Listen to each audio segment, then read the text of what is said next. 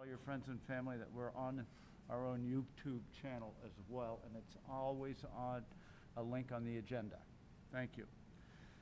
Kate, would you like to read the district mission statement, and do you need an agenda to do it?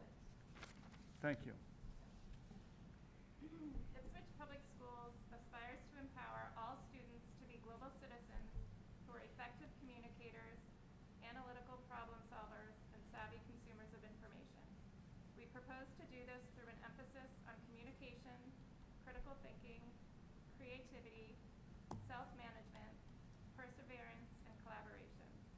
Students will be active partners in authentic learning, offering voice and choice and demonstrating competency. Thank you. Announcements. There will be a school committee meeting on September 23rd at 7 p.m. Good afternoon, Caroline. Thanks for coming. We're welcoming our student rep, Caroline Jepson. Welcome to this next year of the school committee. We're glad to have you back. And that is where you always traditionally sat, except last year you were out in the bleachers. So it's really nice to have you close. Thank you. Are there any other announcements? Okay. Citizens' comments. We'll let you speak during the Warren hearing, if that's okay. Okay, thank you. Special acknowledgements. Do you have any, Dr. Blake? I just want to acknowledge the 34 new staff members in the district this year. Everybody's jumped into the deep end of the pool. We're up and fully running. New folks are finding their way, getting settled in their school routines, and I just want to give a shout out to them this evening for all of their efforts to get things organized and be ready for the first day with students last week. So welcome, everyone. Thank you, Dr. Blake.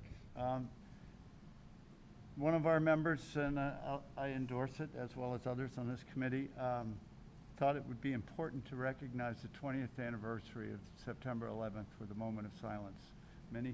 We all know where we were on that day. Many unfortunate people and brave first responders died that day. The past 20 years, many other people lost their lives defending our country and our freedom. So a moment of silence, please.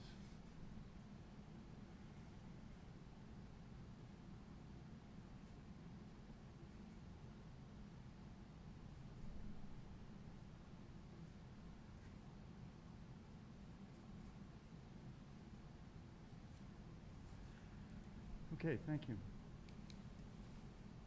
Caroline, would you like to give us your high school report? Or your... Hello, Ipswich School community. Below are some of the happenings at the Ipswich High School. In the arts department, the music ensembles, the orchestra, band, and chorus have now finally gotten back to normal in that all of the groups are in their normal spaces again for the first time in 2 years. And all the students are allowed to have their own music lockers, which has been very nice. In sports, the sports teams are practicing again all together with much more normal practices where if they're outside they don't have to wear masks. And they're getting back to their normal routines with longer and fuller practices, which are allowing for more team bonding. And for clubs and fundraisers, most clubs will be meeting at the end of September/beginning of October and will then develop their plans for the year. And in general, it is nice to return to the normal schedule and general routine. It seems that both teachers and students are relieved and excited to return to some sense of normalcy. Thank you. Thank you. It's really great to have you at this part of the table. Well, thank you. For real. There's some more normalcy for you. Oh. Thank you. We're going to actually start this evening with one piece of new business. There's in your packet today, there's a field trip request of Kristen McGinley's for the Advanced Project Adventure. Would you like to come up, Kristen and talk to us briefly about it?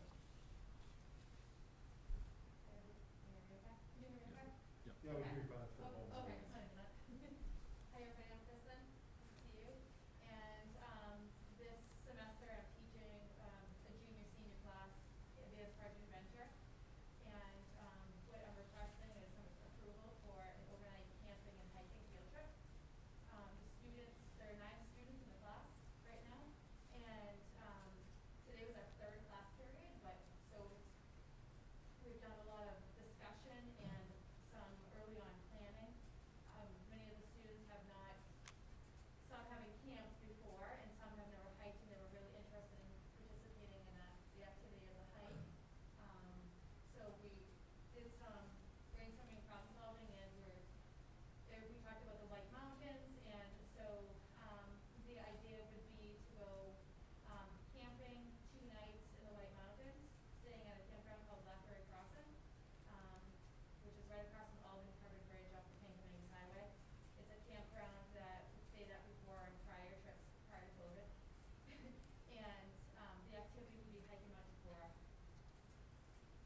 which is a great moderate hike for first-time hikers. And we would leave school midday Friday, looking at October 15th. So it's the weekend after Columbus Day weekend. And there's a lot of trip planning and problem solving. We spoke about the habits of mind, like utilizing all of those to really work together to find a tent to use and all the materials that they would need to go off on the trip. They would camp out on Friday night, and then Saturday morning we would do the hike.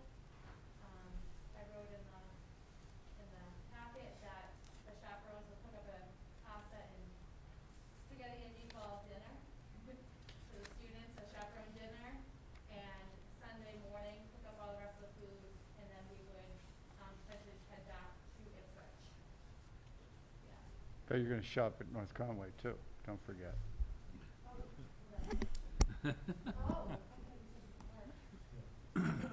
It works, but it doesn't broadcast us, broadcast to the homeowner. Oh, got it. Sorry about that. So yes, Dr. O'Flynn? So I noticed that you have an all-star chaperone. I do. How did you get such, I saw that too. I know, and I got it early on too, so on that list I have, a new teacher, I'm not sure, Alsha Percy, who's very interested in participating. She's a health teacher, part of our department. Jonathan Mitchell, he came on our last advanced project adventure trip when we went to whitewater rafting up in Maine. Oh, yeah, I remember An that. avid hiker and very interested in participating in chaperoning. As well, what else did I have? Mickey McMahon, who started these trips and taught PE before me, so. And then Carrie McGinley, he's my husband. He's been on trips before. a boat doctor? Boat doctor, yes. He might be the weak link. Yeah, yeah. That's a great. He's looking to go, but we'll see about our kids at home and, you know. So Yeah. so you said So- first-time hikers, so 3 to Yes. 5 hours will be Yes, 5 hours, a probably. strenuous hike for them. Yeah, and Yeah. it's 5 weeks away. Yeah, So around 33 days, roughly? yeah, and they're supposed to do something every day? Yeah, Okay. just said, we talked about just in our last 3 classes, just a little bit about just really moving your body and finding, just stay active, you know? Mm-hmm. So we'll talk more about That'll it. be great. Yeah, Are any of the students athletes in season? Yes. Would they be missing practices or games for this trip? that's a great question. I haven't looked into that. That will be something that I will look into. It is Thanks. curricular, obviously, but something to check on. Yeah, to answer that too, in the past, we have had students, football players, we went on a mountain biking trip. And what we did was coordinated with home, and one of the chaperones waited till their football game was over and then drove them up to meet the rest of the group. Yeah. Move to support? Second? Moved by Hugh, second by Greg. Any other discussion? School committee members chaperone this trip. Are you interested? Okay, it's really fun. I'm really excited. So, yeah, if you're ever interested, So reach here- out to me. Yeah, Historically, there are overnight trips. We have to approve every overnight trip. And for the big ones, like when we went to China, can always leverage yourself in. I did go to some of the schools. But yeah, these trips are all amazing and they're a great experience. It's nice to have them. Greg, your daughter is in the class. Good luck.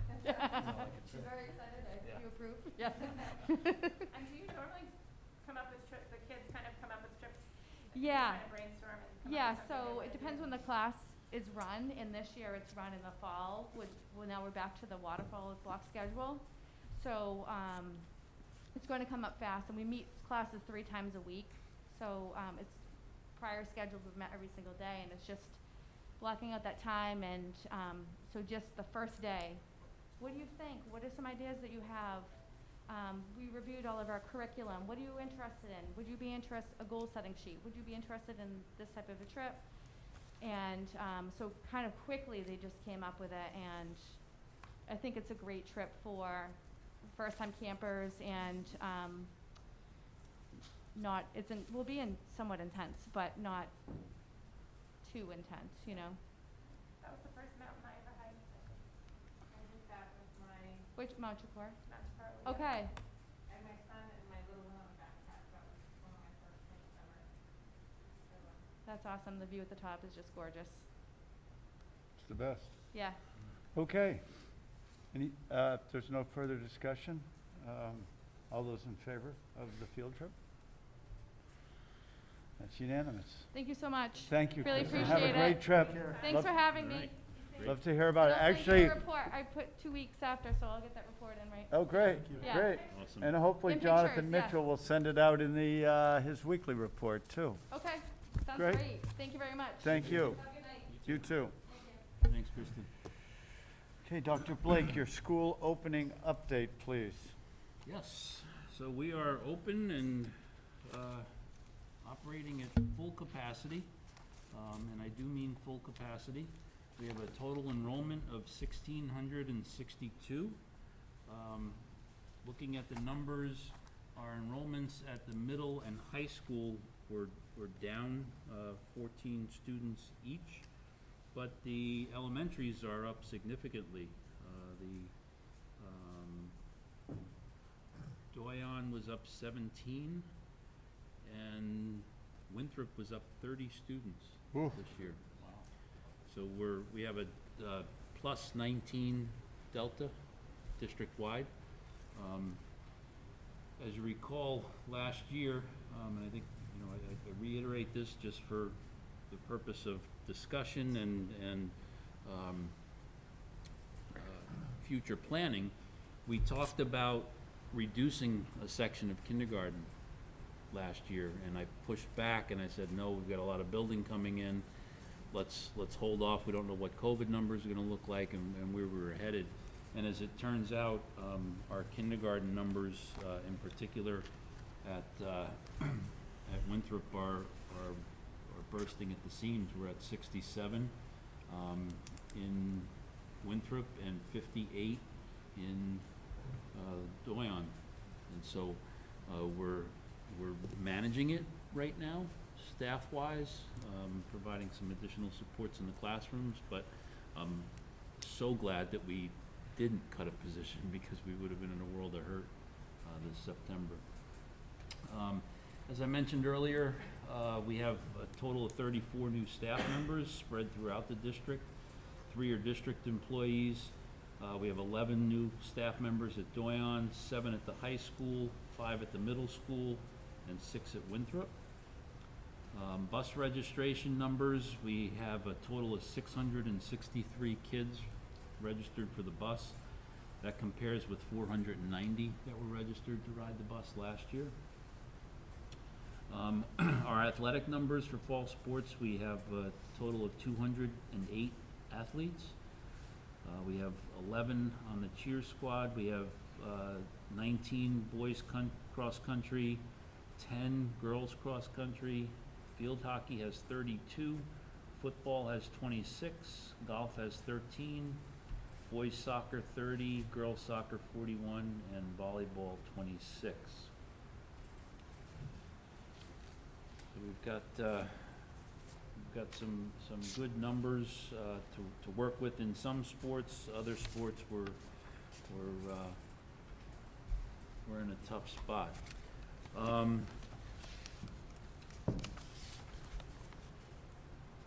This stuff I'll talk about during my superintendent's report. Other than that, I think that, you know, we're in a good place. Teachers are all in. We've, you know, supplies are in, furniture is in. Teachers and students are getting used to their routines. Attendance has been great thus far. We have had one COVID case at the high school that I'll be reporting out to the community tomorrow. And, you know, it was dealt with appropriately in terms of notifications and such. We have the testing set up, the test and stay program. We're still waiting for the software from the state to be able to run that effectively, but we do have the test kits that we're able to test people as necessary. I think that pretty much does it in terms of an opening report. You know, we've had a couple little hiccups with new staff members. You know, the EDP program, as I said, is up and running again this year. We had a few little hiccups at the beginning there in terms of attendance and knowing where kids were and squaring away the dismissal from the school to the EDP program and making sure that everybody was on the same page there, but we've worked through that. Joe has got some great programming lined up for the kids for the fall. So, you know, I think it's yet to be seen how the program unfolds. It's been a busy couple of days. I did visit both programs this week. A lot of kids in a little bit of space, and, you know, part of my concern with getting the program off the ground again was having being able to accept all students that wanted into the program, and so we were able to do that. But now we're in some tight quarters, so we're working on how to space the kids out better. Part of that will be remedied next week when we start the flag football program. That's going to be taking a significant chunk of kids out of the program during the week, so we'll keep an eye on that. The two elementary principals, I have to say, I think are doing a great job in their first couple of weeks with students and their staff. I've heard lots of positives from community members and teachers. They're both making their own mark on the schools, and so there's, you know, some of that, I'll say, discomfort with, you know, the whole change process, but I think that they're effectively working through it, and I'm very pleased with what I see so far. So, and Leanne, the other new administrator in the school, here at the high school, is doing a great job, has been in and out of classrooms already visiting, has really jumped in and taken an active role in working with kids around attendance issues and things like that. And Cheryl has been straight out between negotiations and working with the town and finishing up reports and things and getting stuff organized in our office, and she too has done just an outstanding job. So we're off and running. Stay tuned. Can we get a list of all the new staff in the district? I didn't see it on the sheets, is it? Names or? Yeah, names and what they're teaching at different levels. It'd be Yep. nice to know the new ones. I'd be glad to put that out. Yep. That'd be great. I announced the opening date was 25, it's 34. Yep. Wow. So that includes the principals, the custodians. So I think that the 24 that you announced, or 25 that you announced, didn't include those. Okay, Those were people that Okay. came out for new teacher Okay. Yeah, it's staff always nice to know new orientation. ones. So It's good for the so therein Okay. lies the difference. And the EDP staff is in here In too. the old days, the committee did all the hiring of those Right. people. That was back in the day. a long time ago, before my time. Yeah.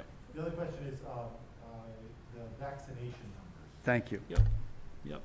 So we're in the process of collecting that. As you know, I put that message out Monday night to families and to staff. Our staff, I want to say, of the staff that responded, I'm gonna be careful how I say this, of the staff that responded to the survey so far, it's close to 97% that are fully vaccinated. But And- again, that's not 100% of our staff, so. How much of the staff responded? You have that number?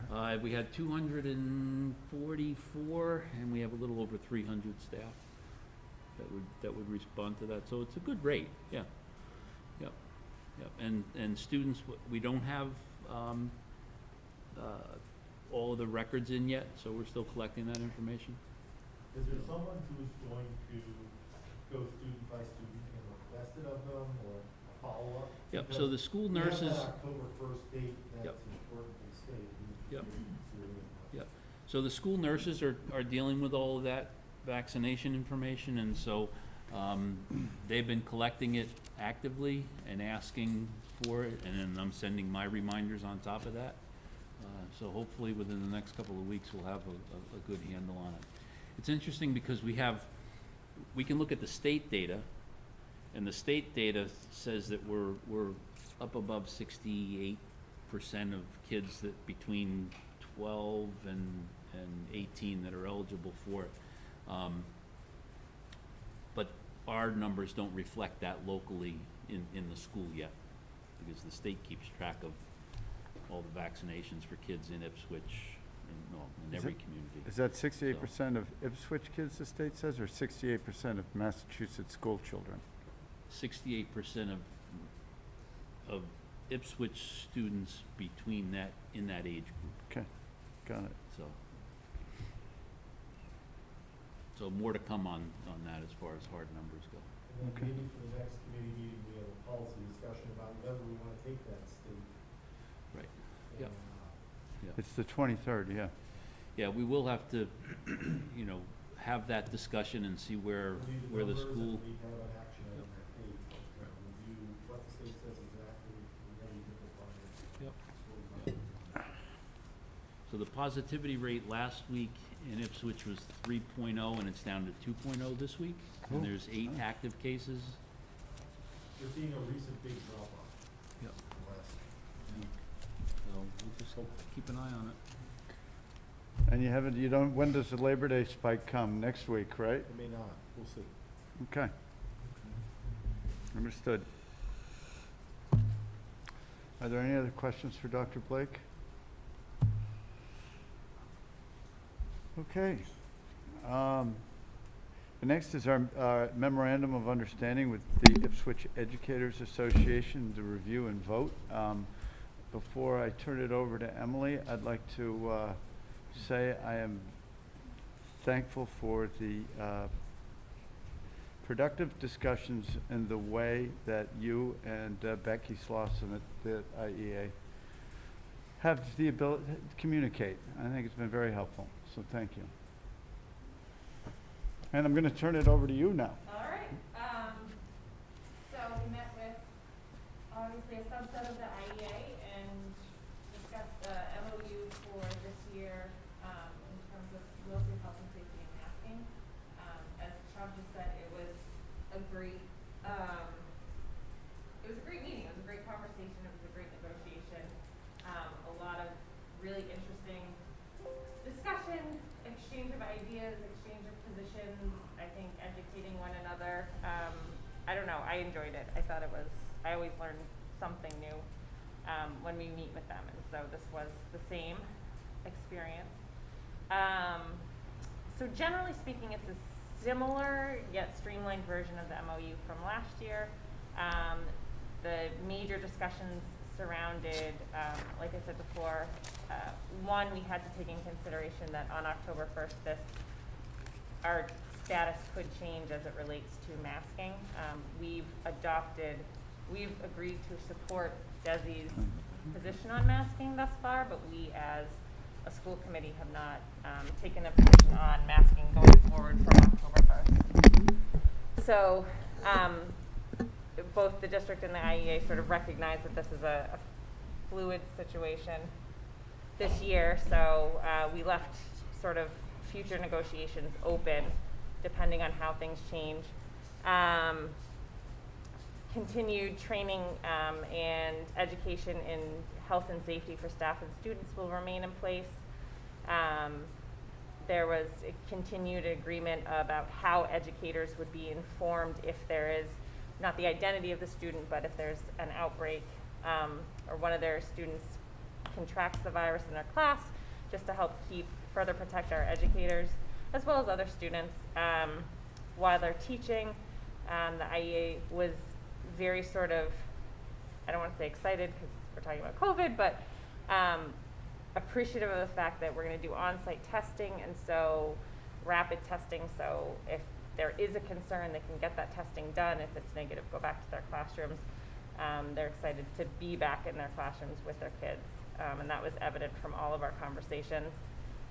And then we just sort of extended the provisions that we discussed to both the ESPs, the extra support professionals, and the teachers' assistants. So that's sort of a quick highlight of what we agreed upon.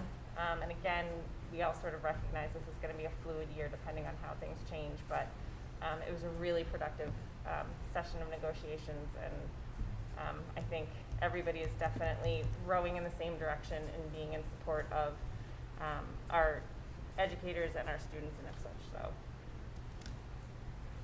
Thank you. you're welcome. And also, we'll be going back to talk to them if, God forbid, we have the remote option in front of us. Right now, the remote option is not a reality. DESE has not Thankfully. approved any remote option, so it's not even on the table for discussion right now. That said, I think all the educators and were sort of intrigued by different things they liked about different options, so it's really up to them how they want to proceed that way at this point in time, but there's no remote learning or anything Right. like that at Correct. this point in time. Based on your discussion with the Educators Union, is there any constraint on us going forward if we want to follow the DESE recommendations and we have high enough vaccination standards and removing masks, or is it a consensus that we should keep masks? Is there a sentiment there? And is there any restriction on our action? There's no restriction on our action. Everything that we do is going to be subject to further bargaining, because it is, if we are changing their work conditions, they have the right to bargain. You know, that's part of a conversation we're all having. I think if everybody had their way, nobody would be in a mask. However, everybody really wants to keep the environment in our schools conducive to learning, and so sort of bringing in some of the more hostile debate by allowing some and not allowing others is something we really want to protect our educators and our students from. So it's an ongoing conversation. We're all, you know, just sort of interested primarily in the health and safety of our educators and our students when they're in the building. So that was the consensus. It'll be an interesting conversation in 2 weeks. Jeff? They need to be prepared. Following on Hugh's point, was there a concern about having different working conditions in different buildings and how the union would negotiate two different positions of some people working under one set of conditions and others in another? We didn't get into the weeds on any of that. I think the union they back one another. They really like to have uniformity across the board. They are one group, whether or not they're in an elementary building, a middle school, high school building, recognizing there are differences obviously in vaccine abilities for those buildings. But again, it's really a dual purpose concern. One is health and safety primarily, but then there's also sort of the concerns of, I mean, bullying might be strong, but of pulling sort of the ongoing external conversation and strife into our schools. This distracts what they're able to do in their classrooms. So we just haven't gotten there yet. Just looking at Becky, making sure I'm not speaking out of turn. All right. Are there any other questions? Can I entertain a motion? Yeah, I'll move to support. Moved by Greg, second by Kate. Is there any further discussion? Okay, hearing no further discussion, all those in favor of the MOU? I'm going to abstain. Oh, that's right. So there are 5 and 1 abstention. Thank you. Thank you, Dr. O'Flynn. I forgot. Sorry. Usually it's half the room. Carl Historically. Berry. Every vote counts. Okay, great. So, in the agenda is a consideration of changing the name Columbus Day to Indigenous Peoples' Day in our school district. This is not a new discussion in school districts throughout the Commonwealth. I've just, only on the listserv, I did ask for an MASC list, but I didn't receive it yet from MASC. But Needham, Melrose, Grafton, Milton, Acton, Boxborough, Harvard, Sharon, Chelsea, and Mashpee are a few of the towns that have changed the name of the holiday from Columbus Day to Indigenous Peoples' Day. I do not anticipate that we're wiping Columbus from our history books because they're, he has Columbus, that voyage of the Nina, the Pinta, and the Santa Maria is a significant piece of history. But I personally have a problem with celebrating his genocidal activities. And I sent around a Harvard Crimson editorial to everyone this week that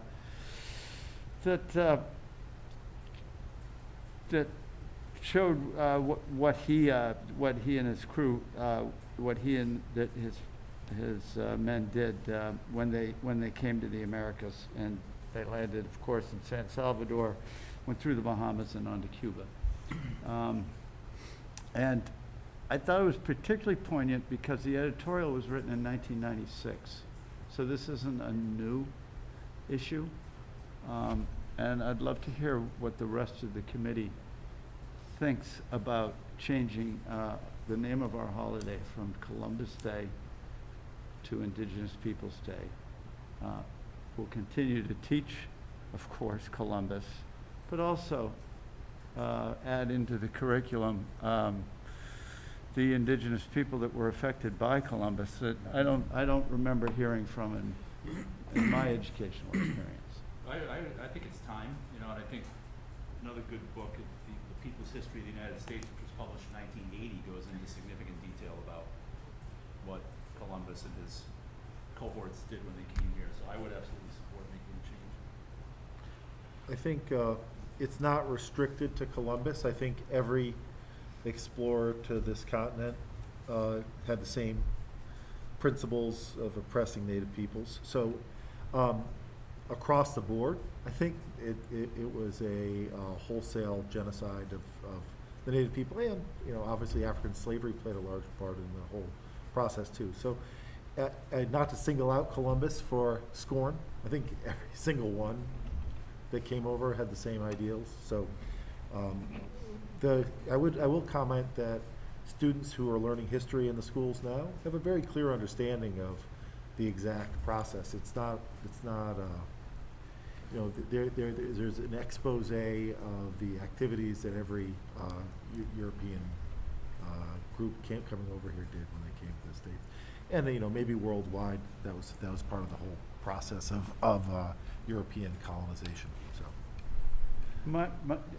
I hear you there, but I think Columbus is the one we most celebrate, and I mean I don't know if celebration's a way to dignify it.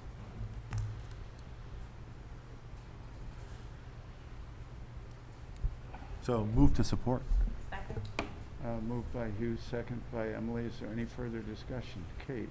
Yeah, I fully support this too. I think we're a little behind the 8 ball even. I would have been happy to support this years ago. So I think it's definitely time, if not after time, and I hope the town follows suit, frankly. The town side. Okay. I would be curious to see, how the change gets acknowledged by people within the school buildings, maybe particularly for my family at the elementary level, that it's a change more than just the day off from school. There's some acknowledgement in the curriculum of why that's being done. And me as well, and that I was going to turn the floor over to Dr. Blake for a brief moment to talk about what is planned for the curriculum. So we've this has been in discussion for a while now, and so, you know, looking at the standards that are taught at each level, there certainly is, it's not targeted toward the teaching of Columbus, but rather that period of time and the historical events of the time. Depending on the age of the students, there will be, you know, some changes to, you know, that are visible in the curriculum. Tracy's already working with the teachers around what those curriculum units might look like. You know, garnering additional resources that present different points of view than have been traditionally been taught, and having the support of the school committee will certainly make that easier for them in the buildings. So. Emily. I know we had discussed briefly, and I know it's been discussed in other districts, doing a land acknowledgement of the indigenous people who lived here and whose land we are on and our schools are on. Has there been any further discussion about doing something either permanent and by way of a plaque on the buildings, or even not so permanent, just by way of, like we did for Juneteenth, some sort of, on, you know, the Wednesday after, the Friday before announcement or something? Yeah, there hasn't been yet. Not to say that over the next month we can't do something, and it doesn't even have to be by date certain. It would be a nice way to commemorate, Yeah, though. yeah. Thank you. Okay, is there any further discussion? All those in favor? That's unanimous. Thank you. Special town meeting warrant and speaker assignments and recommendations tonight. It's not a huge warrant tonight. We'll go through it, but first, Gary Champion, Mr. Champion has asked that we give him a few moments of his time. So let's turn it over to you, Gary, before we open the warrant. And he has a specific warrant article he'd like to discuss. Thank you. Gary Champion, 3 Palomino Way. I've been on the Government Study Committee for 5 years. I've never missed a meeting. And it's a second job, just like this is for all of you. And thanks for all the work that you folks do, making this school the best it can be for all our kids. I previously sent school committee members some information on Article 3, which is a proposal by the select board to change the status of the town government study committee. So folks at home, I'll give a brief explanation of this. The town government study committee was established in December town meeting of 1962 by unanimous vote. And the purpose of it was to represent all citizens of the town on matters of town governance. Despite the success the Town Government Study Committee has had by achieving town meeting support of better government over the years by town charter and town bylaw amendments, the Select Board now seeks to place restrictions on the Town Government Study Committee that no other standing committee is subject to. It takes years. In practice, the proposed bylaw makes the Town Government Study Committee an ad hoc committee to be convened at the will of the Select Board, where we have historically met every month, year after year and year after year. And it takes those years for Town Government Study Committee members to even begin to understand what town government is and how it works and what it isn't. And that develops a knowledge base to then be able to make recommendations from the Town Government Study Committee on how we can do government better. Ongoing work, just like all of you. That will end under the proposed bylaw. There will be an ad hoc call at the will of the Select Board do what they say they want us to work on. Everything else we've been doing, and which is stop.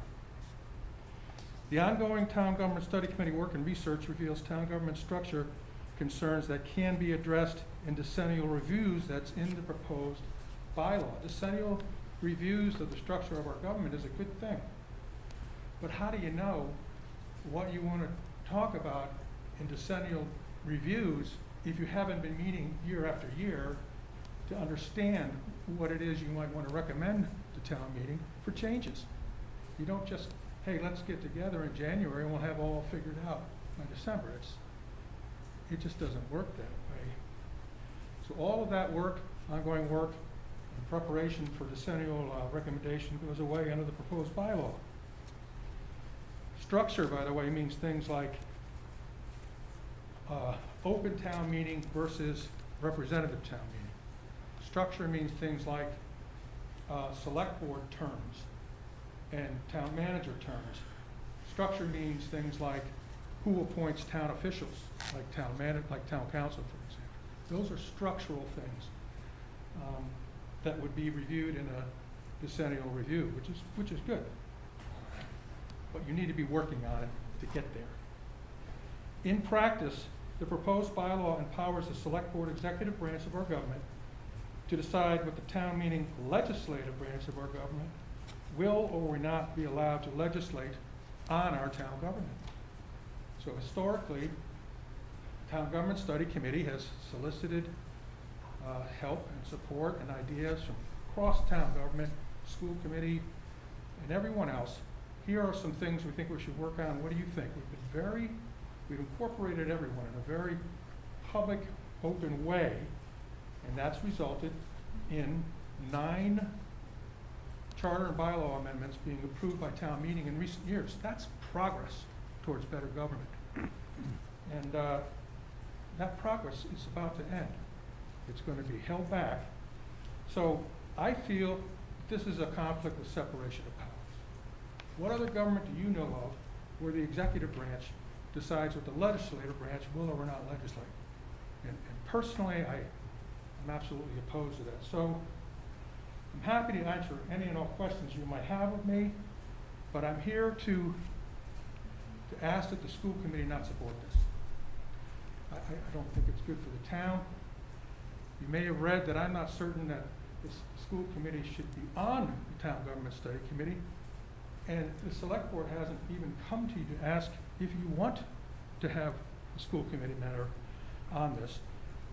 We recommended they come to you 4 months ago, and to my knowledge, they haven't. Same for the Finance Committee. But we got to keep in mind that the school committee, the school system, the school districts are separate from the municipality. Except for overrides, tax rates, and borrowing, the school committee, you're on your own to run the schools, and that's the way it should be. That's the way the Commonwealth of Mass made this. So why would school committee members want to have a representative on the Town Government Study Committee talking about things like how committees are appointed, or whether town council should be appointed just by the town manager, or whether he should be, that should be agreed to by the select board and town moderator, for example. That's municipal business. So I'm asking you to hear me out. You did. Thank you very much. If there's any questions for me, I'm happy to answer. I do have one question that on the present government study committee, is that what it's called? I'm sorry, I'm starting.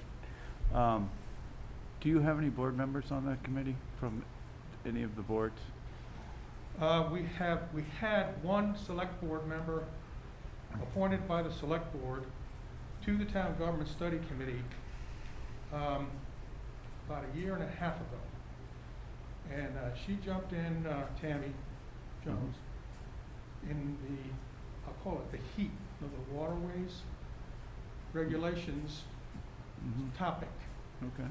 And she was in for about a year. She resigned to be, claiming she needs to be retired to be the the chairman of the select board.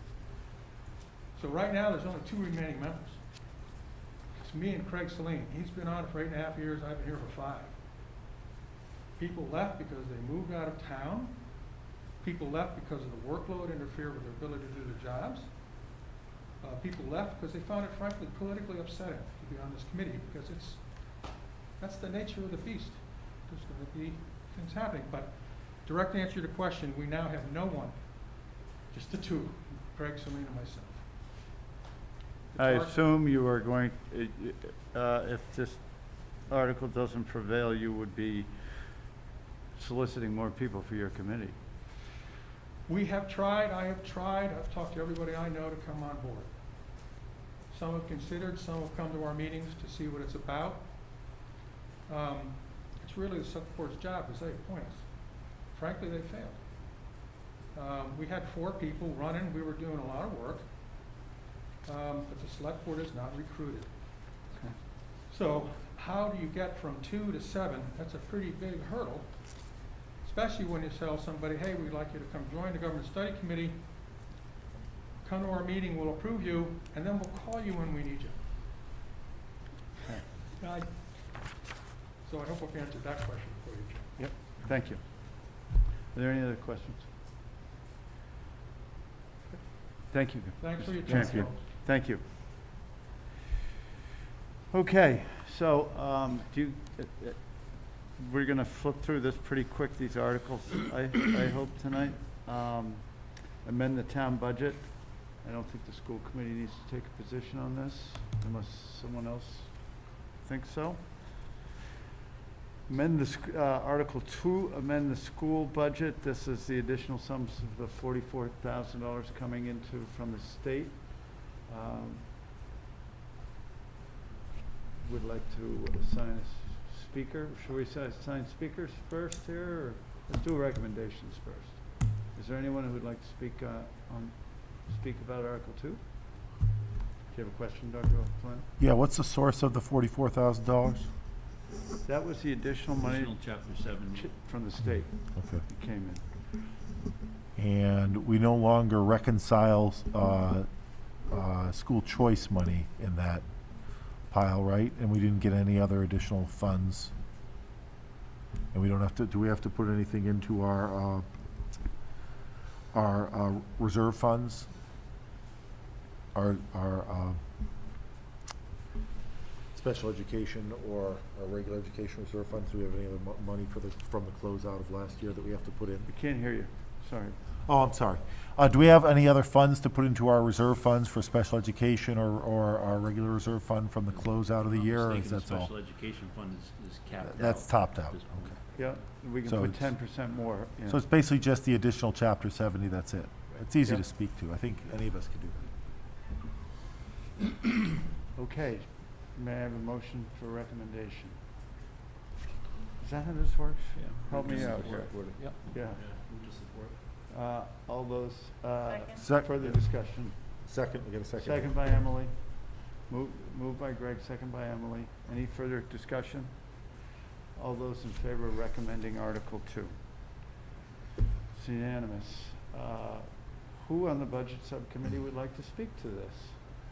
I'll speak to it. Yeah. Great, thank you, Greg. Article 3, add a government study committee. This is what Mr. Champion just spoke about, dissolving the present government study committee and establishing a new town government study committee.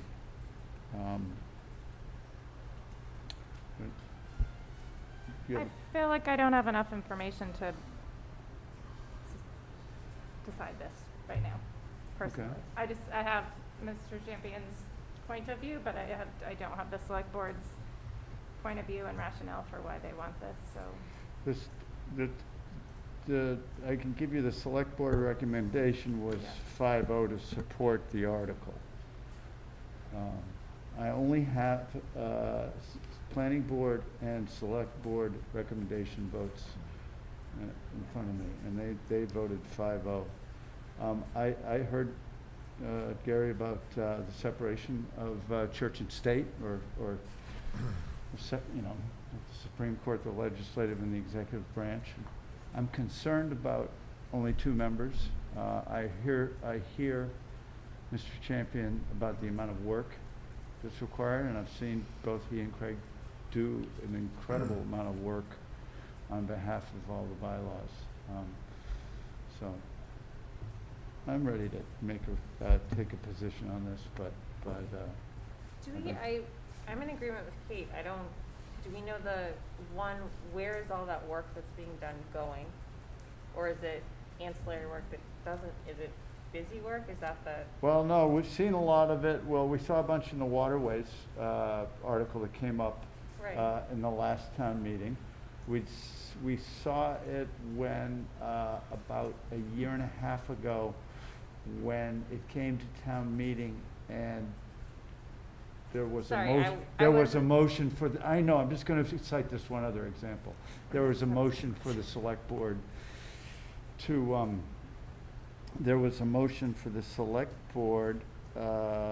to be the planning authority in the town, and that was a motion that came out of the government, an article that came out of the Government Study Commission, so that's some of the work they've done. No, my question was not what do they do, I know what they do. Where is the select board saying this work, we're gonna do away with this group unless we need them? So the work that they do routinely, what's their plan for that work? I don't know, I can't answer that. And what's the rationale behind no longer having this group doing that work?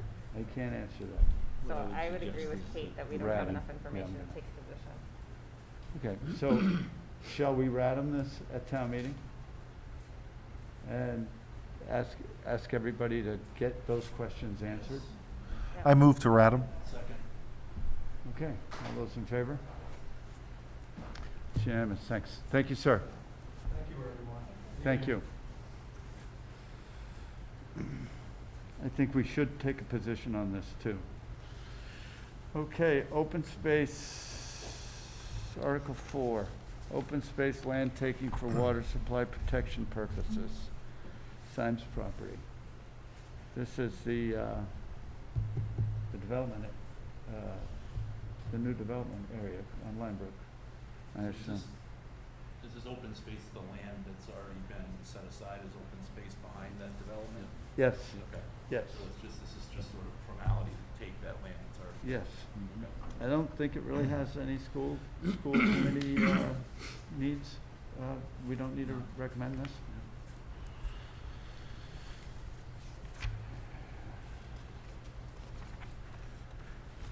Article 5, amend zoning bylaws. Other than, this may give us more kids, but typically we don't do a lot of recommendations on planning articles, zoning articles. No objection, we won't take a recommendation. The infill housing and accessory building conversions, more kids for our schools. But once again, I don't think we take a position on this unless someone firmly believes we should. Okay. The affordable housing incentives, another zoning bylaw. I know it was a lot of discussion at a tented event. I don't know if it was the last one or the one before it. I think it was the one before it.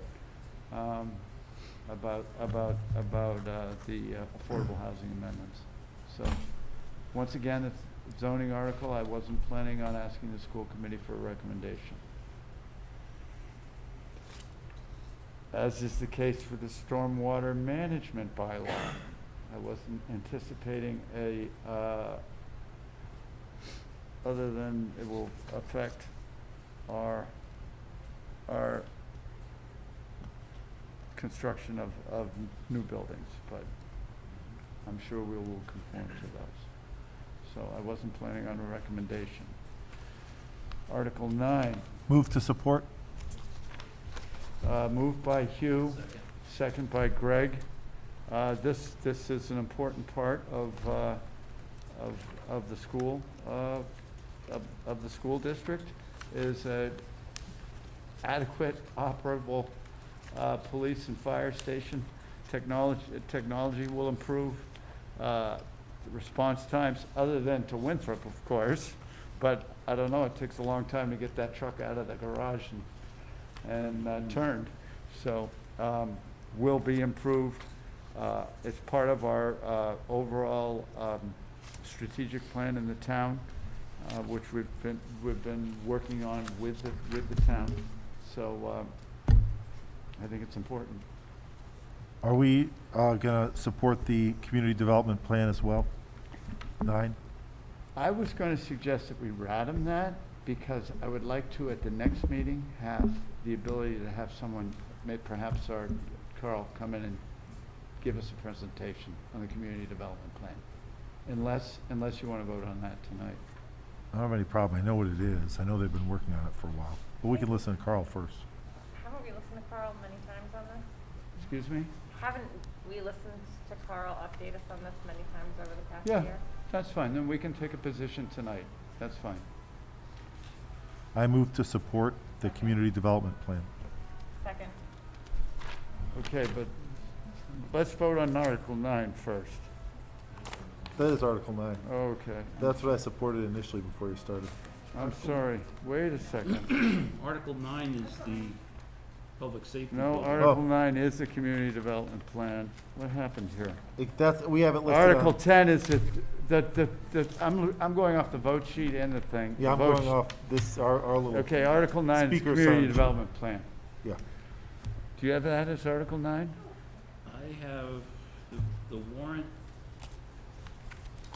Page, second to last page, third to last page. I do not have it. I have Article 9 is the public safety building. That's funny because mine, I have, which I printed I'm today, not I sure. have the adoption of the community development plan. Did they take that off, the CDP?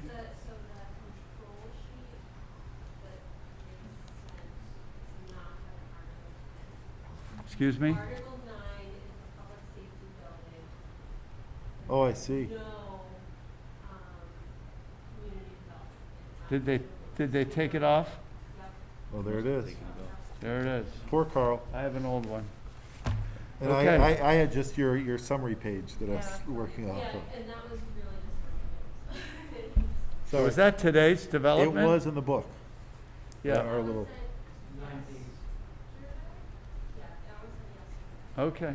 sorry, I keep my motion as was. I support both, but we already voted the. Okay, so we haven't voted on the public safety building yet, have we? Okay.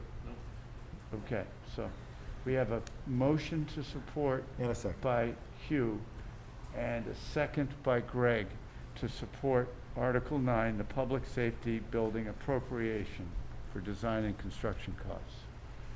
Is there any further discussion? All those in favor? That's unanimous. Thank you.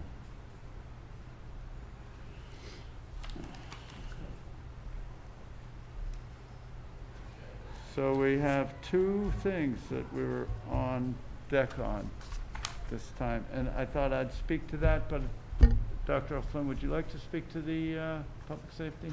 Nope, you can. Okay. Okay. I'd happily speak on I any always budget hear a louder issues. voice, though.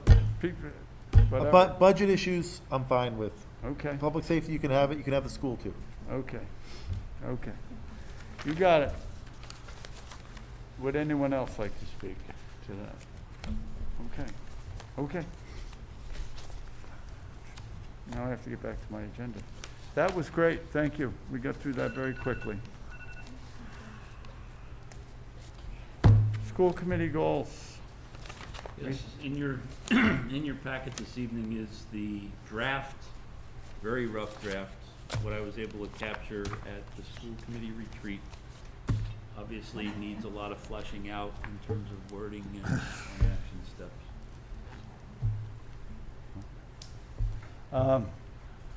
So the first goal is not a goal, per Dr. O'Flynn, correct? You have And to be so- able to achieve it. Excuse me? You have to be able to demonstrate achieving the goal. Right. Right. So that was the first issue. So we can come back to that. Facilitate a successful operational override. Do we all agree that that should be a goal of ours this year? Yes. Okay, thank you, Greg. Improve communication, general outreach, expand newsletter content. Greg and Brian and I had a very nice Rotary breakfast the other day as part of our Yeah. communication and outreach. That was, It's a hybrid meeting. We had some there at the Pancake House and a bunch on Zoom, but it seemed to be pretty well received. And we promised to come back. We kind of planted the override seed in the building process with them and said we'd come back and later on with more details, so. and with the override goal as well as getting back in the school building process, we're really going to have to get out and refine our talking points and move forward. So communications is very important for this year, super important.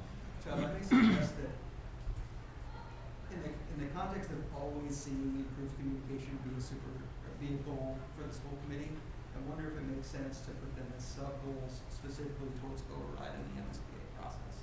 And rather than just create another goal for improved communication, that it's specifically to facilitate those two messages. Okay. Rather than just expend more effort in improved communication, saying we have to find new ways to meet people. In my opinion, it's the success of those two goals is where the communication is important. So just thinking of maybe fewer goals means we can be more focused and strategic. I'm in favor of that. I agree. I think the communications, and I was thinking, obviously these need to be fleshed out, and between the budget subcommittee and the communications subcommittee, I was thinking if we could meet, and those groups need to meet anyways, we could flesh these out, because I agree we might have more communications goals than just those two, but I agree those are the two big ones. I think there could also be one about the elementary school communities, bringing them together.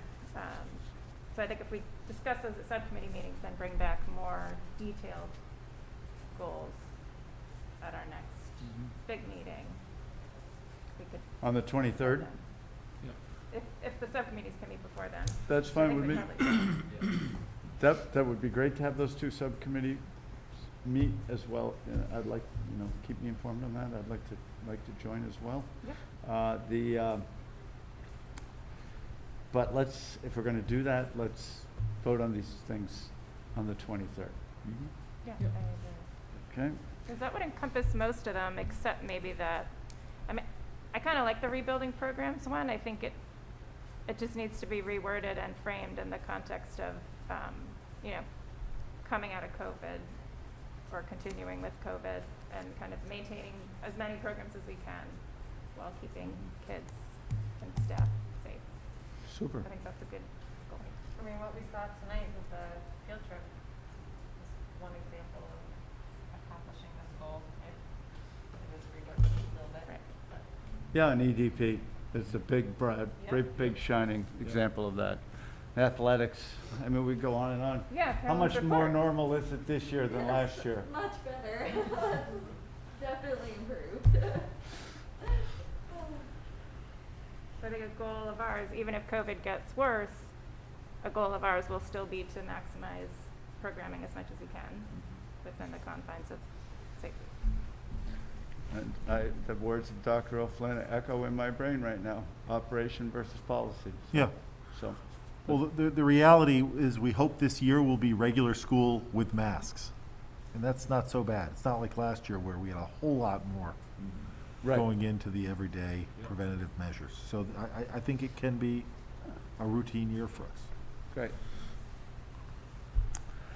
Okay, and I like your suggestion, Jeff, and refine it and bring it back on the 23rd and we vote. Vision 2030 subcommittee has to meet and continue the work. We can flesh that out, what action steps are gonna look like there as well. And then the MSBA process. School facilities needs to meet as well.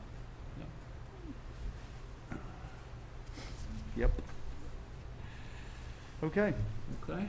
so, we would anticipate the meeting, your two groups meeting, Kate, and putting the goal in writing.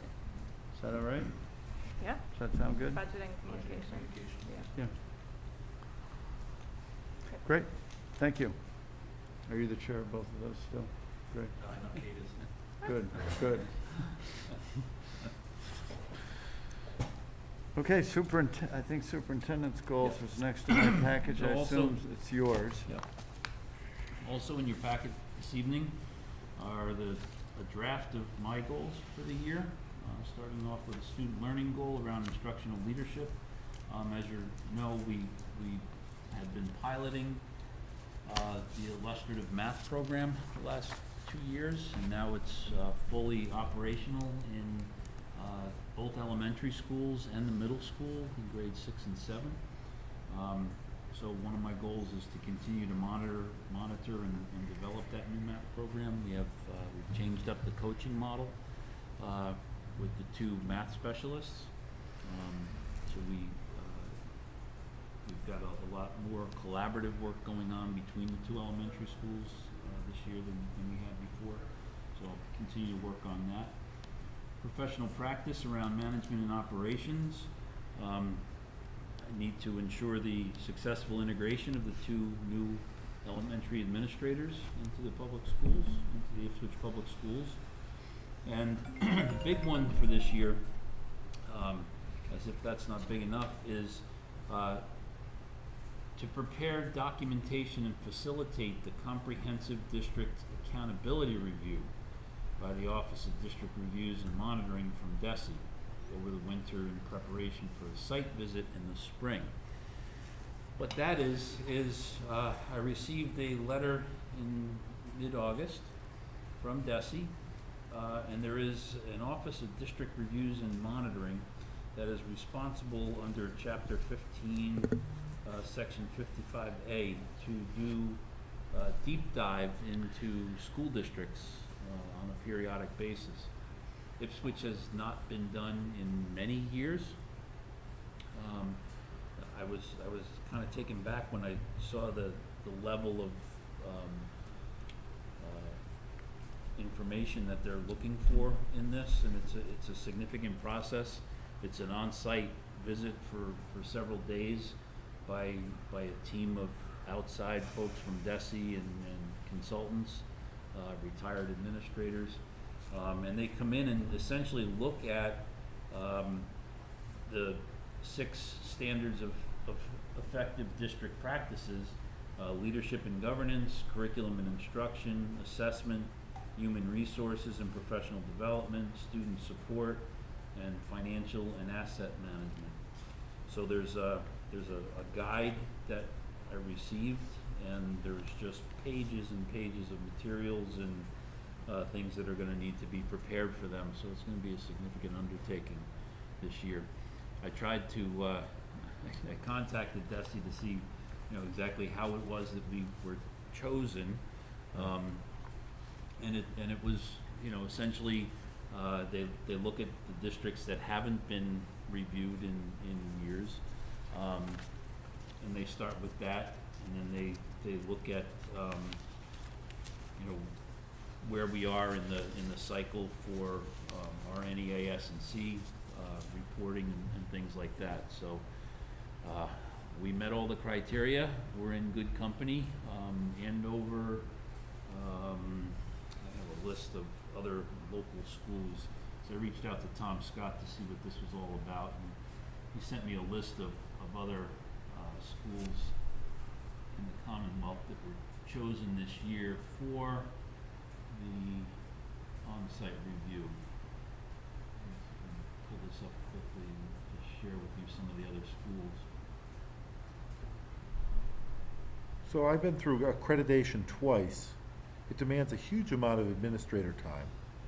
This accreditation? Regular No, accreditation. the 10-year. Like 10-year high school accreditation. Mm-hmm. It's a huge commitment. This sounds like a district-wide accreditation Yep, in a year when we need a lot of administrator bandwidth on other items. yep, I agree. I agree. It's a tough year to I tried do to it. see if there was a way that we could put it off, and Do you know when the last time we did this was? Not my Hey. career, I don't think. it hasn't been done in Ipswich in many, many years. Well, 20 years at least. Well, I don't know that, but, some of the other districts, Andover, Needham, Bridgewater, Raynham, Milton, Reading, Dartmouth, Easton, Tewksbury, Neshoba, Westwood, Holliston, Dedham, Groton, Dunstable, Abington, East Bridgewater, Bellingham, and Ipswich. So they're doing quite a few this year. Just made the cut.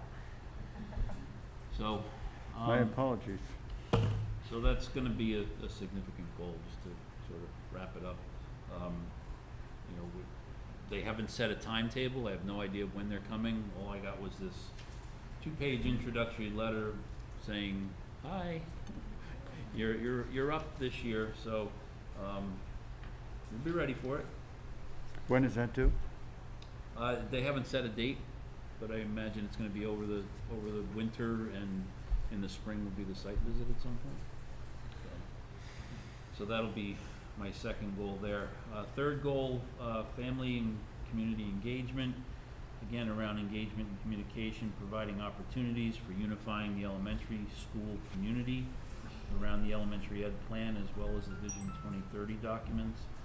And then, you know, I'm gonna need to play a central role in facilitating the submission of the new SOI, whatever that's gonna look like, to MSBA in the spring, so. And then the fourth goal around professional culture. I wanna continue to focus on the EL population, especially in light of our significant staff turnover this year. We lost 2 of our 3 EL teachers. We've, you know, obviously we've replaced them and they're on board. Both ladies came from Lawrence Public Schools, which have a fairly significant diverse population. I actually met with them this afternoon to start putting some things in place and having some discussions around our service delivery model. And then also actively lead the Diversity, Equity, and Inclusion Committee that was established this year within the school district. Working with Tracy, we have a DEI team, we're calling it, with district-wide representation. We'll be meeting monthly in order to contribute to the school's commitment to diversity, inclusion, and representation of all people through conscientious and concerted efforts. So we'll be putting together a committee in-house to work on that. So, other than that, Go ahead. Emily? So my question has to do with the first goal, about the Illustrative math program. Yep. Because it was a goal last year, and I feel like many people tried to explain what it was, and nobody actually came away from any of those conversations understanding it. So I was curious, continue to monitor and develop, I don't know what that means. So what I'm curious about is, 1, why did we switch to a new math program? Yep. 2, what are we hoping to accomplish with this math program? 3, how are we measuring success? What does success look like with this math program? And 4, how are we explaining it to parents? Because one of the criticisms of the old math program was that math has changed and how you approach math had changed through that. Mhm. And then you'd have your student come home and need some help with math homework, and parents were like, I have no idea what's going on. So the sort of bridge school to home was missing. And sort of along that lines, and then pairing with the coming together of the elementary schools, I'm curious if we can get the 2 math specialists from the elementary schools to come in and do a presentation for us. I'd be glad to. Okay, because that would be, and then sort of understand where we were at the beginning of the year with it, Yep. and how we're ending up. Because as much as I tried to understand it, you know, for my own learner, Yep. I could not get an answer from anybody Okay. about it. Okay. So I think that would be helpful. And then how do you see the new DEI group interacting, if at all, with the working group on the school committee? So I see I see the working group on the school committee more policy and community bridging. This is gonna be the nuts and bolts in the classroom, curriculum. What do our units look like? How are we including different populations within our school, within our classrooms? What do we need to change? How do we go about changing it? What are the students' voices? Those types of things. And I assume you're gonna have students Yes. on the committee as well. So it would be nice, I think, if the subcommittee working group could get a report from this group, maybe monthly, because I think that was one of the big criticisms of the group last year, was that as many questions as we had about what was actually going on in the schools, we Yep. couldn't get answers to. We Okay. couldn't hear about curriculum, we couldn't hear about what changes were being made, and I know because it's all part of an ongoing process, Mhm. but I think more communication on specifics Yep. would be helpful. So if we could get somebody to come, maybe monthly or every other month to sort of give an update on the work that's been going on in the district group would help us better, what the community wants to know is what's going on in the schools. And Yep. if the school committee working group is just geared towards policy, there's no way for us to sort of bridge that community concern. So a report to this working group would be, I think, a good step in that direction. Also, I think helps with accountability a little bit. Mm-hmm. Okay. So I think these are terrific and laudable goals. They align nicely with the standards, and I appreciate the work you put into them. One of the things we've historically done in the committee is we've tried to set committee goals that cascade to superintendent goals, that cascade to building goals. There's a little bit of a disconnect between committee goals and your goals, probably because they were developed in parallel but not necessarily self-reinforcing ways. So I think we might want to do some work to maybe upload your goals into our goals and or align our goals to your goals a little bit better through wording or whatever else we want to do, so we can maybe facilitate that kind of cascading goals line. Because I think it matters for determining the direction of the district. It matters for the administrators to set their priorities for the coming year. And obviously we have maybe higher level obligations to community education, whereas you have to lead the school district, but I think they should still be parallel. So we might consider just looking at the wordsmithing of how we word our goals finally, and look at what Brian's doing, and maybe look at what the buildings are doing, and see if we can coordinate all those sets of goals. Something we've always done, but I don't think we've maybe taken that into account if you look back at the ones we just set. Okay, we could do an operations subcommittee meeting on this, but I kind of like where we're going with the budget and communications, since those are important goals for us. Yeah, but So- for example, his district improvement goal is a communication goal, and that has to do with the elementary school. Maybe we could add something on the budget under that. That kind of thing. The management and operations environment goal could also be, bringing the schools back in terms of activities and so forth. So we can maybe integrate that there. Instructional leadership's obviously independent of our goals, but it's an important piece, Yep. and maybe that fits in with our goals of having the two elementary schools work together. Understood. So those are all ways that we can kind of make them cascading goals and related to each other as opposed to unrelated. Super. Kate? I like these goals, Brian, sort of big picture wise, but to me, they just seem to lack some sort of specifics, and so some of the stuff Emily said, but also, for example, ensure successful integration of the new elementary administrators. I would just like some more specifics about, how exactly is that going to happen? I mean, it sounds good, and I want it to happen. You're going to meet with them monthly, you're going to meet with them weekly. I'd also love to see something about kind of collaboration between them in that goal, because I think that's really important, and I know it's happening, but I think it'd just be nice to have it in, sort of, in writing as something that is, you know, you're overseeing, and we can hold you accountable for that, because I think it's an important thing that needs to happen to bring those communities together, to make sure that they're collaborating regularly.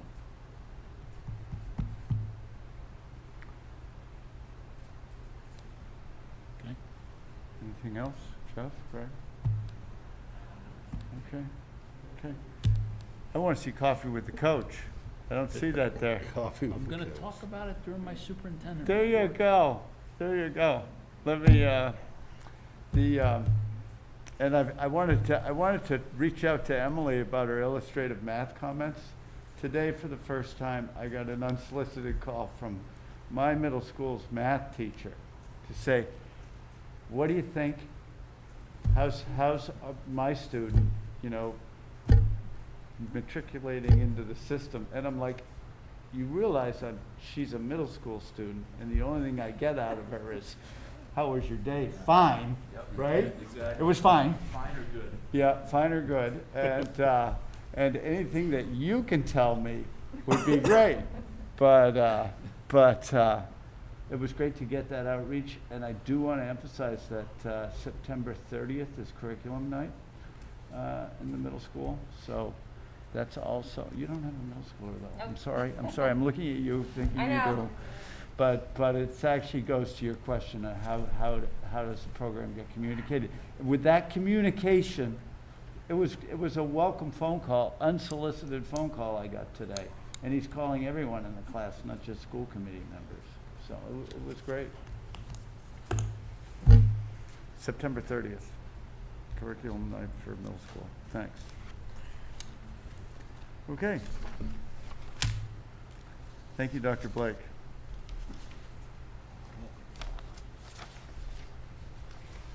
Calendar review, there's two calendars in our packet tonight, and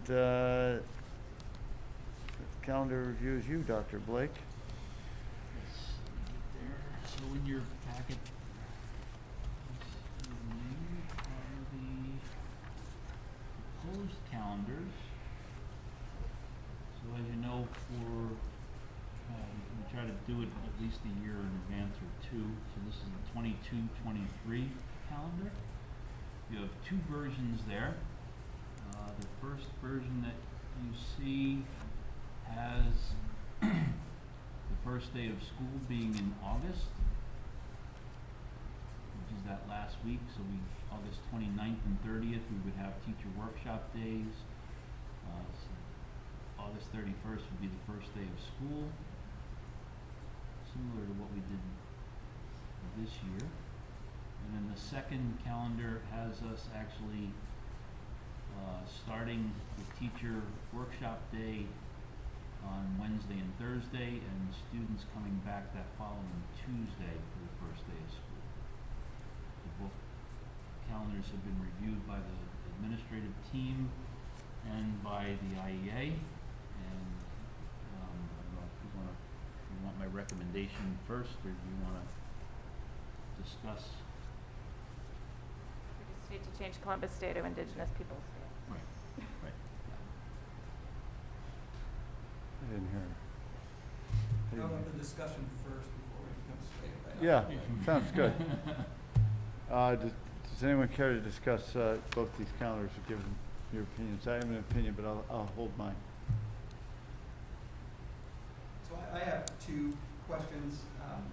One is to perhaps being able to unify the start dates for kindergarten and preschool kids with the other kids that are in the elementary buildings.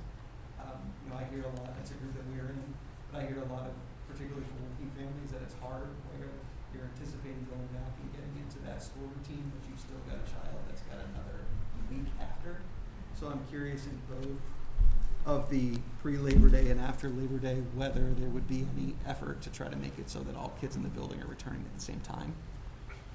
Yep, I think from the teachers and administrators' point of view, they don't want to do that, because the preschool and kindergartners are overwhelmed, so they would rather have them start later. as opposed to bring them in earlier for their orientation days during one of the perhaps teacher workshop days. I don't know. Those are the teachers' days. Okay. You know, and then second, you know, I don't know if there is a move to push the start date until after Labor Day generally. Again, I think from a parent standpoint, if the argument is to get your number of days in and still be at a reasonable time in June, a lot of summer programs don't start in those last couple of weeks in June. So you've got, again, parents that are out, but summer camps and those events are starting on July 4th week. It seems to be that the end of summer is a great vacation time and a time that, you know, families get all of July and August. And I wonder what other people would, or the educational benefits or detriments to starting later might be. Dr. O'Flynn. So having long experience with this, high schoolers go back early because they have sports, if they do have sports.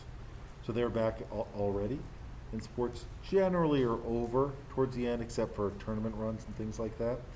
In June, there's not a lot of education happening. No matter what you say, those last couple weeks of June, every tacked on day at the end of June is a little bit wasted, whereas those first few days, high schoolers anyway, they're raring to get back. They start thinking about school in mid-August, and they're ready to jump in with both feet by the end of August. So certainly I used to be in the, you know, start after Labor Day camp, but the more older I got, the more I wanted to start earlier and earlier, because especially high school level, they're already at the school every day. They're at preseason, and it's just another couple days of double sessions in preseason, and another longer day of school in June when it's 1,000 degrees and everyone's ready to get out.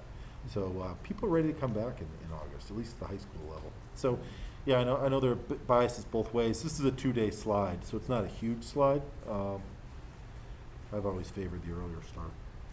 But I have no skin in the game. It's my first year without a kid in the school this next year. Yeah, oh, I'm sorry. Go ahead, Emily. I was gonna agree with Jeff. I think, one, I don't think there's integration of kids into the system in the elementary schools in the first days. They're important days, but I don't think 2 days in June or 2 days in September, or August, late August, September really are either here nor there. I do think the going back for a day and a half a day for a working parent is an absolute nightmare schedule. You can't take that week for vacation and use the extended week. You still have to take this time off because there's no camp anyway, and your kids are there for a day and a half and then have a Friday off and a Monday off.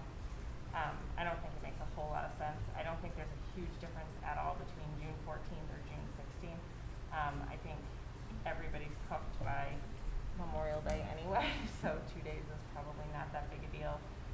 Not everybody is playing sports in high school, so not everybody's here already. That's a lot of kids, but it's by no means the majority of the populace of Ipswich student families. So I hear what you're saying, but I think the after Labor Day start makes a whole lot more sense for families. Even though getting kids back to school is amazing. Yeah, I'll put it this way, I've had a kid in the high school since 2007, so it's been a few years. Well, I was just gonna, I'm gonna support what you mentioned too, and I think maybe I'm also biased because my kids are a little bit older, and they are ready to go back, and I think it's valuable to them to get out as early in June as possible, even though it may only be a couple of days. I think there is some value to that. Getting in for that day and a half, and I definitely hear your concerns as a working parent, but from a kid's perspective, I think easing into it, getting a day and a half in, and then having the 4-day weekend, and then kind of starting out full force that next week. You're ready to work the first day after Labor Day. You've had homework, you've had classes, you met everyone, it's all integrated. You've done all your summer work. It's transition and choppy. It's a day in, a half a day in, you're gone for a bunch of days, then you're back in. I mean, there's arguments on both sides, and let's face it, it's 2 days, it doesn't really matter. But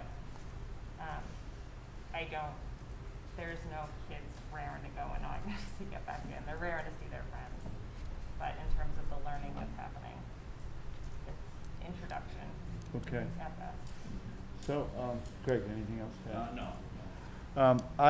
I've always been an advocate for after Labor Day, but now I'm a convert for before.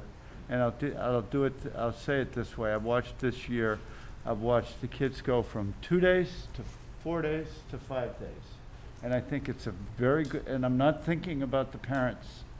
I do hear you, of course, but I'm looking at the actions of the kids, and I think it's healthy for the kids to have that gradual introduction to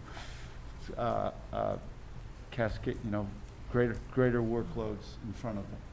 So I was a strong after Labor Day supporter. I've lived through 2 or 3 years now of prior the 2 days, and I've seen benefits and demonstrable benefits with the kids because of it. At least my kids. That's my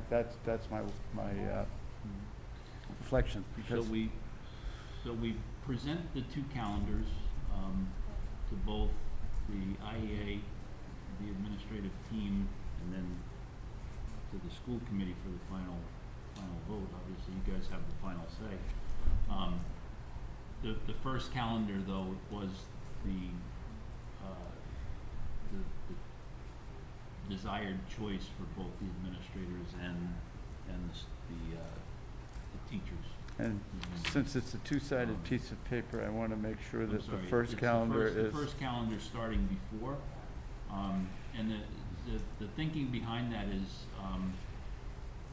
from a teacher's perspective and the administrator's perspective, those 2 days before the holiday are very valuable. We get the teacher workshop days in, we get a couple of student days in and count as school days. In the event that we have snow days during the course of the winter that have to be made up, that starting before gives us a better opportunity to still get out a little bit earlier in June as opposed to going into that next week. Gives us a little bit of wiggle room to make up the snow days. I think if you ask the teachers, they like being able to get the 2 days in front of kids, get supplies and materials out to them, get syllabus reviewed and routines set, so that when we come back from the holiday weekend, they're jumping in full tilt. So that's the recommendation from the reasons for the recommendation from the administrators and the teachers. So do I have a motion to support one or the other calendar? May I just get one point of clarification, that the recommendation to have kids in the building for that introduction and stuff is not going to apply to kindergartners or preschoolers? There's not going to be, at least not at this point. Yeah. Well, my fear is that we adopt a calendar and that maybe it would be taken up in 23, 24, but I think that's worth looking at. I think that, again, from the working parent and also the same reasons of getting teachers to meet kids, I think there's value in looking at, if maybe not in the preschoolers, but maybe in the kindergarten students.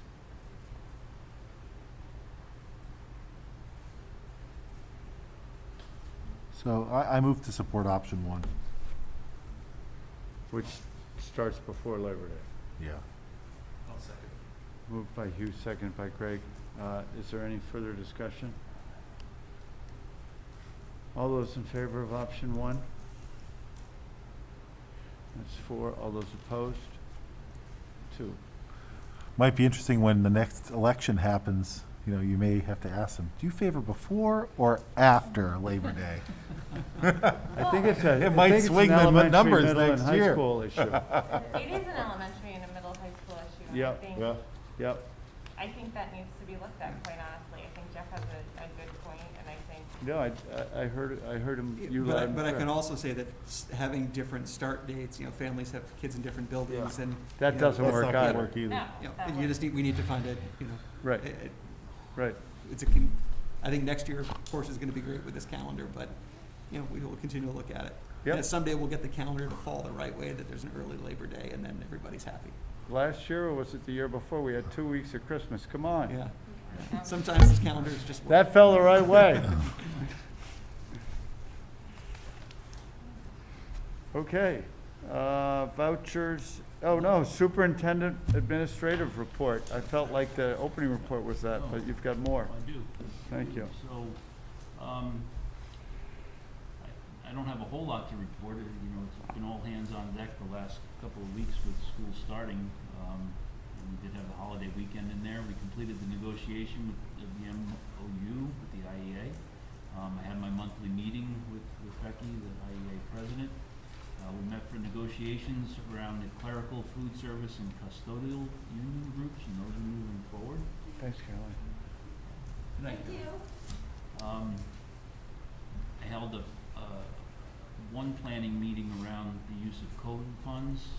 There's going to be a survey that'll be going out to the community tomorrow as part of my weekly messaging. As part of the COVID ESSER 3 funding, we have to do a community survey as part of that. So that'll be going out. Developed that over the last week and a half. Our administrative team met on Tuesday to discuss the opening school and plans going forward. I met with Joe Gill, the EDP director, who's working out some bumps in the road. I reported on those earlier as we get the program re-energized and figuring out the systems and things that need to be in place. Actively working with the school nurses to gather vaccination information for both students and staff and monitor the cases in the district. The state has a new reporting system that I sat through a webinar this afternoon on as far as tracking all the cases in district and getting them reported to the state.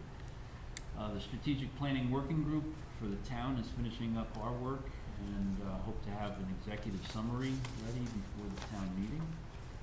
Tomorrow I'm meeting with a family around COVID concerns for their daughter.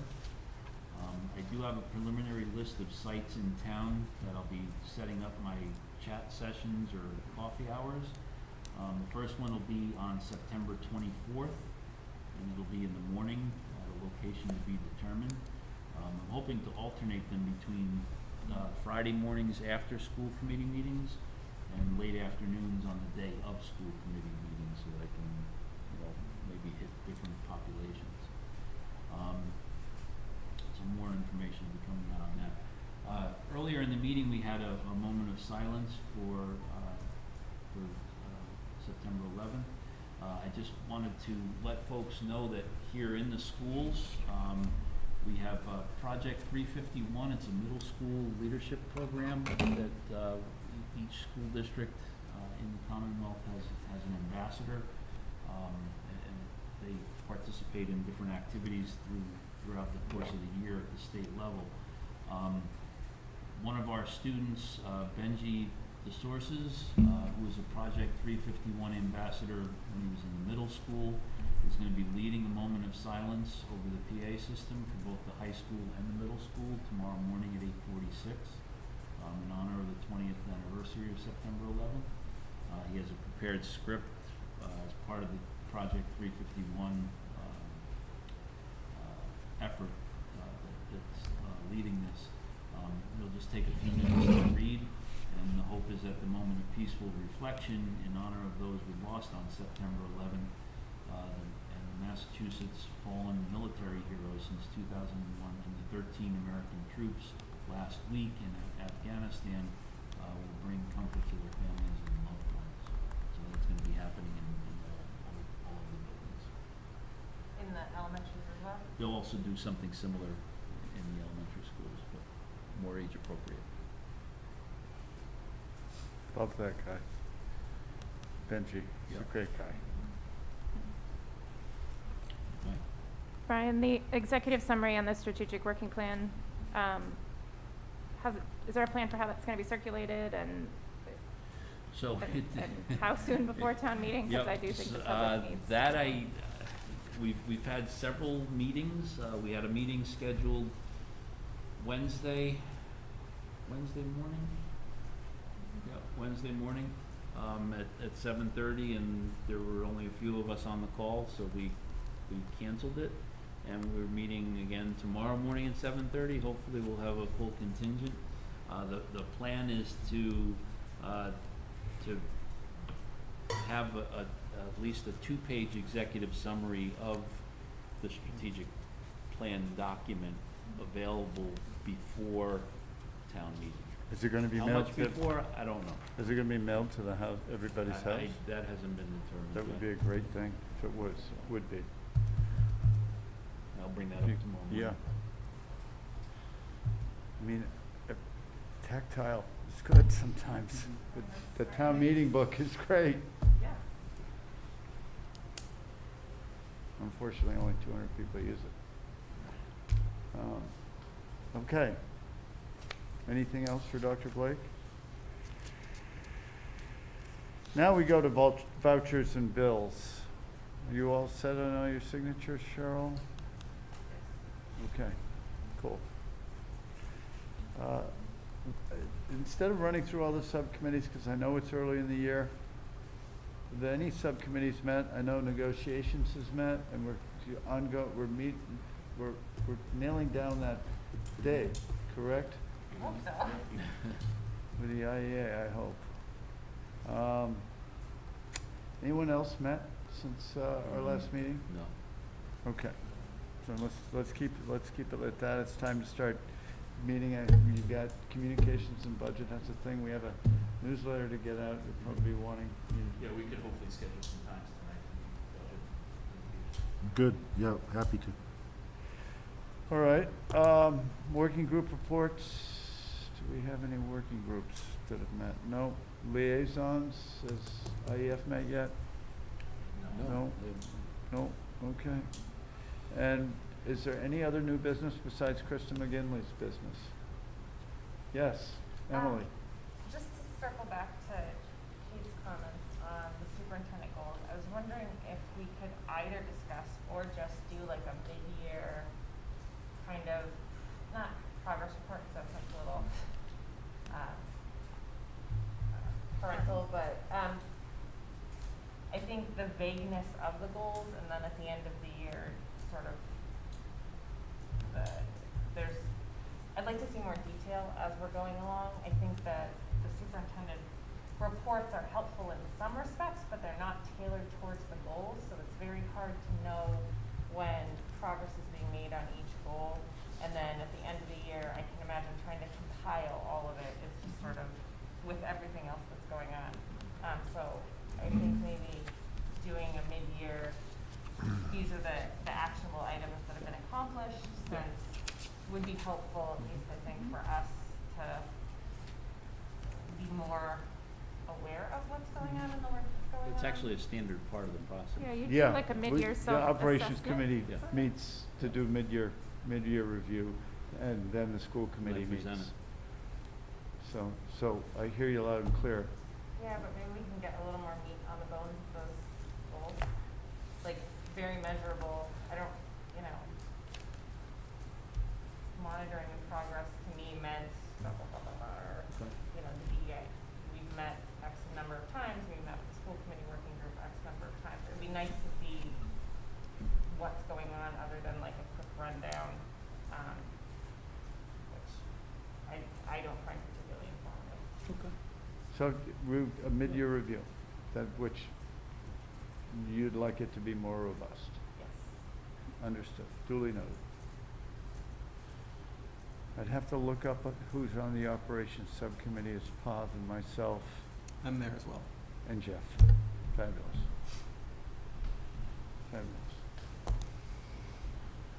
Okay. Oops, I gotta look at my sheet again.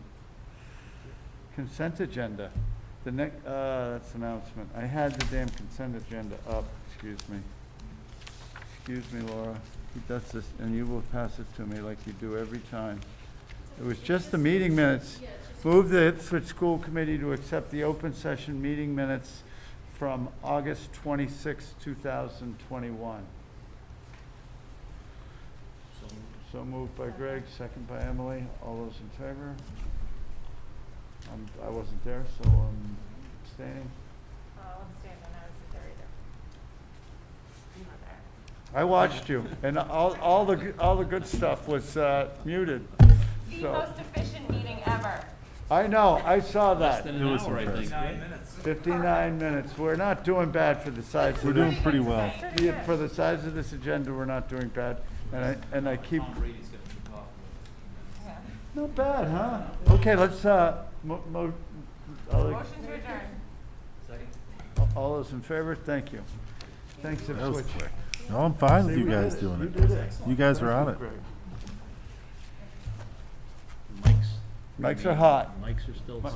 And you, Monday or Wednesday next week? Or I'm sorry, Monday or Thursday? Were evenings, I take it? It's so nice to get all this like lunchtime, so. Right.